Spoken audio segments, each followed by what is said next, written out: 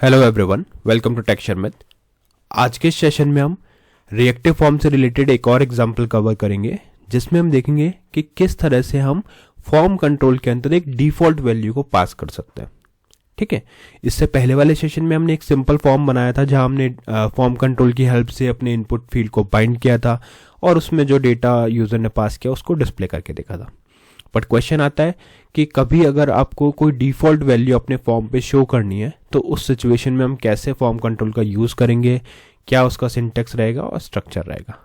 ठीक है, तो ये सारी चीज़ें इस सेशन के एंड तक पता चलेगी कि form control with default value कैसे इंप्लीमेंट होता है और उसका क्या बेनिफिट है।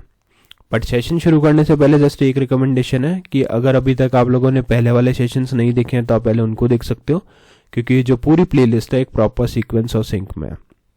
तो अगर आप उसको सीक्वेंशियली फॉलो करोगे तो और भी ज़्यादा इजी रहेगा आप लोगों के लिए ऑनगोइंग टॉपिक को समझना और उसको इम्प्लीमेंट करना, क्योंकि अभी के लिए हमारी मेन प्रायोरिटी है कि कैसे फॉर्म कंट्रोल को डिफॉल्ट वैल्यू के साथ ऐड करें। बट उससे पहले पता होना चाहिए कि एक बेसिक फॉर्म कंट्रोल कैसे यूज होता है इनपुट फील्ड को बाइंड करने के लिए। ठीक है, तो अभी आप और एक चीज़ और, डिटेल कंटेंट के लिए आप लोग टेक्सचर में डिजिटल कोर्स बुक को भी रेफर कर सकते हो, जो फ्रीली अवेलेबल है आपके डिस्क्रिप्शन बॉक्स में। वहाँ पे आपको more than 3000 plus free resources मिल जाएंगे, जो हिंदी और इंग्लिश दोनों लैंग्वेजेस में अवेलेबल हैं। तो जैसी भी आपकी रिक्वायरमेंट है उस अकॉर्डिंग आप उसको गो थ्रू कर सकते हो। ठीक है, ऑल राइट।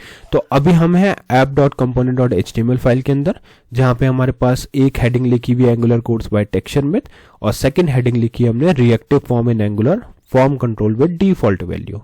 ठीक है, तो यहाँ पे हम डिफॉल्ट वैल्यू की बात कर रहे हैं।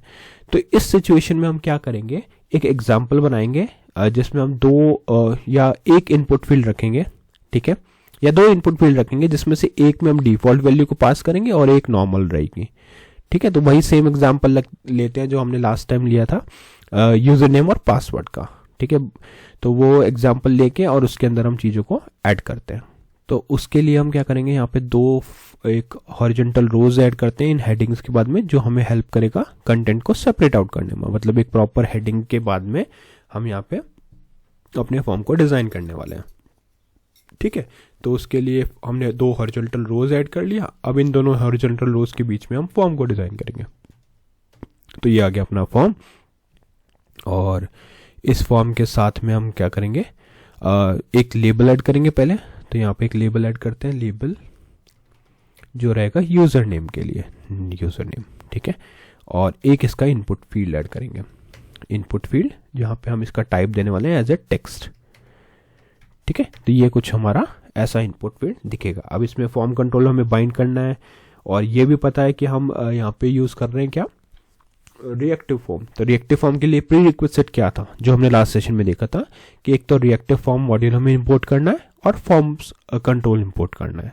वो दोनों इंपोर्ट नहीं होंगे तो आप यहाँ पे उसको यूज नहीं कर पाओगे। ठीक है, तो उसे यूज करने के लिए आपको क्या करना पड़ेगा, app.component.ts फाइल पे जाना है। यहाँ पे इंपोर्ट सेक्शन में जाके आपको लिखना है रिएक्टिव फॉर्म मॉड्यूल। ठीक है, तो रिएक्टिव फॉर्म मॉड्यूल यहाँ पे आ गया हमारा। ये रिएक्टिव फॉर्म मॉड्यूल यहाँ पे इंपोर्ट भी हो चुका है, जिसका मीनिंग है कि अब आप इस रिएक्टिव फॉर्म मॉड्यूल को यूज कर सकते हो। ठीक है, अब हमारे पास सेकंड जो टर्म हमें यहाँ पे यूज करनी थी वो क्या है कि हमें इसके लिए एक इनपुट फील्ड को बाइंड करना है ना, वो भी डिफॉल्ट वैल्यू के साथ में। ठीक है, तो पहले मैं नॉर्मली क्रिएट करके दिखाऊंगा, फिर हम उसमें डिफॉल्ट वैल्यू पास करेंगे। तो यहाँ पे अब सिंपली क्या करोगे, एक वेरिएबल बनाओगे यूजर नेम से। ठीक है, और यहाँ पे असाइन कर देंगे फॉर्म कंट्रोल। और देखो अभी यहाँ पे फॉर्म कंट्रोल इंपोर्टेड नहीं है, बट जैसे ही मैं यहाँ पे एंटर प्रेस करता हूँ फॉर्म कंट्रोल ऑटोमेटिकली इंपोर्ट हो जाएगा। मतलब अब आप इसको प्रॉपरली यूज कर सकते हो। तो ये हो गया हमारा यूजर नेम। सिमिलरली हम पासवर्ड के लिए भी बना लेते हैं। तो यहाँ आ जाएगा पासवर्ड, और इस पासवर्ड में आ जाएगा फॉर्म कंट्रोल। ठीक है, और यहाँ पे आप डाल दोगे पासवर्ड। तो ये दोनों चीज़ें हमने यहाँ पे ऐड कर दी। अब चलना है वापस से app.component.html फाइल पे। यहाँ पे आ जाके आप एक स्क्वायर ब्रैकेट ऐड करोगे और उसके अंदर लिखोगे फॉर्म कंट्रोल। ठीक है, और इसको असाइन कर देंगे किससे, यूजर नेम से। ठीक है, सिमिलरली अब हम हमारा लेबल बनाते हैं और इस लेबल के अंदर हम डाल देंगे पासवर्ड। तो ये हो गया पासवर्ड वाला फील्ड। ठीक है, और एक और इनपुट फील्ड ऐड करेंगे और इस इनपुट फील्ड में हम हमारे पासवर्ड को असाइन कर देंगे। तो यहाँ पे आ जाएगा टाइप और यहाँ आ जाएगा इसका टाइप में पासवर्ड और यहाँ पे फॉर्म कंट्रोल, तो स्क्वायर ब्रैकेट इसके अंदर लिखेंगे फॉर्म कंट्रोल और फॉर्म कंट्रोल के साथ में असाइन कर देंगे हमारे पासवर्ड को। परफेक्ट। तो ये दोनों चीज़ें ऐड हो गई। सेव करो। सेव करने के बाद में अब अपन इसको रन करके देखते हैं। तो यहाँ पे ब्राउज़र रन करेंगे ng serve --- open एंटर। तो अभी तक हमने कुछ भी ज़्यादा चेंजेस नहीं किए, जस्ट हमने एक सिंपल सा एक फॉर्म बनाया जिसमें 2 हेडिंग आ गई हमारे पास। एक है एंगुलर कोर्स बाय टेक्सचरमेथ और सेकंड हेडिंग है reactive form in angular for form control with default value. फिर हमारे पास एक हॉरिजॉन्टल रो है, एक लेबल है यूजर नेम के लिए, उसका इनपुट फील्ड है, फिर पासवर्ड है और उसका इनपुट फील्ड है और साथ में एक और हॉरिजॉन्टल रो है। तो ये दोनों चीज़ें हमने यहाँ पे प्रॉपरली ऐड करी। बट क्वेश्चन है कि हमें तो डिफॉल्ट वैल्यू चाहिए था। अब डिफॉल्ट वैल्यू का मीनिंग क्या है? देखो, जैसे ही हमारा फॉर्म लोड हो तो हमारे जो यूज़र नेम है उसमें कुछ डिफ़ॉल्ट वैल्यू है। जैसे फॉर एग्जांपल हमारे को शो करना है कि यूज़र नेम 1, यूज़र नेम 2, इस तरह से कुछ भी यूज़र नेम या ABC यूज़र डिफ़ॉल्ट आए। तो उन सिचुएशन में हम कैसे फॉर्म कंट्रोल में क्या चेंजेस करेंगे? अब मैं क्या करूँगा, इस एग्जाम्पल के अंदर यूज़र नेम में डिफ़ॉल्ट वैल्यू सेट करूँगा और पासवर्ड यूज़र को खुद से की इन करना पड़ेगा। और डिफ़ॉल्ट वैल्यू का मीनिंग क्या है कि अगर आपने उस वैल्यू को चेंज किया तो अकॉर्डिंगली वो चेंज्ड आउटपुट दिखाए, अदरवाइज जो भी डिफ़ॉल्ट आपने डाला है वो फर्स्ट टाइम पे लेके आए। ठीक है, तो इसके लिए क्या करेंगे, हम app.component.ts फाइल पे जाएंगे। फॉर्म कंट्रोल के अंदर आपको सिंपल कोड्स देने हैं और इस कोड्स के अंदर वो वैल्यू डालनी है। जैसे मेरे को लिखना है ABC। तो अब क्या होगा, जैसे हम फॉर्म को लोड करेंगे तो बाय डिफ़ॉल्ट वो क्या वैल्यू लेके आ रहा है, ABC, और पासवर्ड में कुछ भी नहीं ला रहा। तो क्या हम पासवर्ड में भी इसको सेट कर सकते हैं? जैसे मैंने यहाँ डाल दिया 1 2 3, सेव किया, रिफ्रेश किया, तो देखो पासवर्ड भी आ रहा है और हमारा ABC यूज़र नेम भी आ रहा है। मतलब दोनों वैल्यूज डिफ़ॉल्ट हमारे पास आ रही है। ऑल तो पासवर्ड के लिए डिफ़ॉल्ट नहीं रखते, बट इन केस सपोज आपको वेबसाइट पे यूज़र नेम पासवर्ड दोनों डिफ़ॉल्ट रखना है या कोई और इनपुट फील्ड है जैसे यूज़र नेम, ईमेल, तो उनको आप डिफ़ॉल्ट कैसे बनाओगे? इस तरह से फॉर्म कंट्रोल में पास करके। अब इसको वेरीफाई कैसे करें?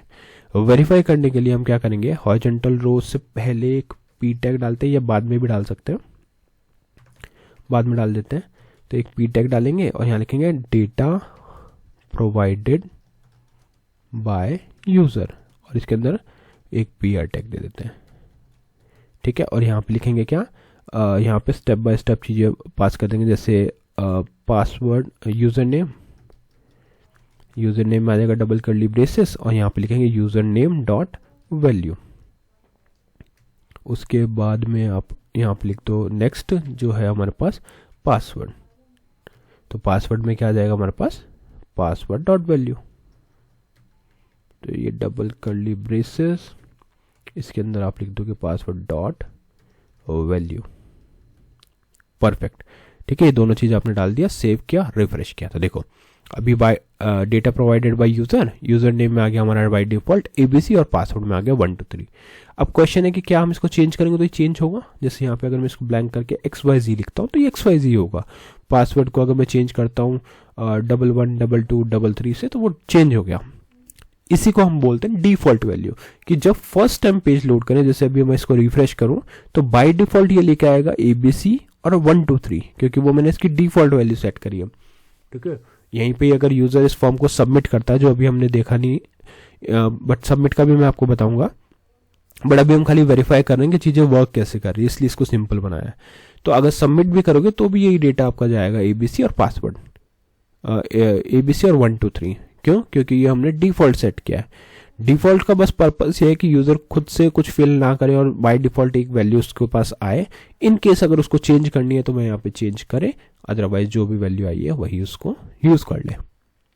ठीक है, तो आई थिंक इस सेशन से आपको ये क्लियर हो गया होगा कि कैसे हम एक डिफ़ॉल्ट वैल्यू सेट करते हैं फॉर्म कंट्रोल के साथ में।